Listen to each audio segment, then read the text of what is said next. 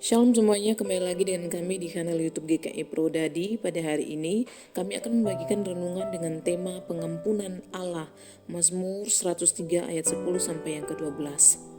Setiap manusia pernah melakukan kesalahan, ada kesalahan yang mudah kita lupakan, tetapi ada juga yang terus kita ingat dan membuat kita merasa bersalah. Bahkan kadang kita suka meminta pengampunan kepada Tuhan, tetapi masih sulit untuk percaya bahwa Tuhan benar-benar mengampuni kita. Kita terus melihat masa lalu dan berasa bahwa kita tidak layak datang kepadanya. Namun Mazmur 103 mengingatkan kita bahwa kasih dan pengampunan Allah jauh lebih besar daripada dosa dan kegagalan kita. Ada beberapa poin penting yang perlu kita ingat. Yang pertama adalah Allah mengampuni karena kasih dan belas kasihannya. Mazmur 103 ayat 10, tidak dilakukannya kepada kita setimpal dengan dosa kita dan tidak dibalasnya kepada kita setimpal dengan kesalahan kita. Ayat ini menunjukkan bahwa Allah tidak memperlakukan kita berdasarkan apa yang layak kita terima. Kita semua adalah manusia berdosa dan tidak ada seorang pun yang sempurna di hadapan Tuhan. Namun Allah menunjukkan belas kasihan kepada kita.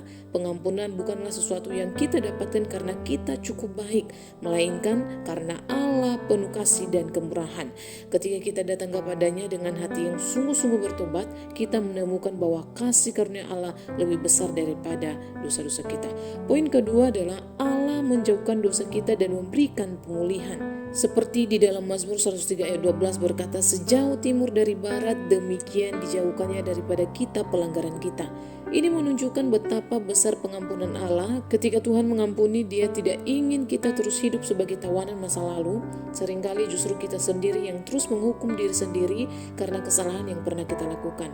Kita berkata, aku pernah gagal, aku pernah melakukan kesalahan, atau aku tidak layak. Tetapi ketika kita telah mengaku dan bertobat, kita perlu belajar mempercayai pengampunan Allah. Masa lalu memang tidak dapat diubah, tetapi masa lalu tidak harus menentukan siapa kita selamanya.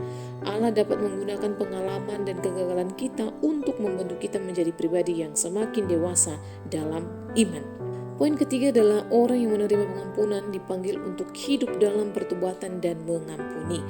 Pengampunan Allah bukan alasan untuk kembali hidup dalam dosa. Sebaliknya kasih karunia harusnya membuat kita semakin rindu meninggalkan dosa dan hidup menyenangkan Tuhan. Selain itu, setiap orang yang menerima pengampunan Allah, kita juga dipanggil untuk belajar mengampuni orang lain. Mengampuni bukan berarti membenarkan kesalahan atau mengatakan bahwa apa yang dilakukan seorang itu tidak menyakitkan. Mengampuni berarti menyerahkan luka dan keadilan kepada Tuhan serta tidak membiarkan kepahitan menguasai hati kita.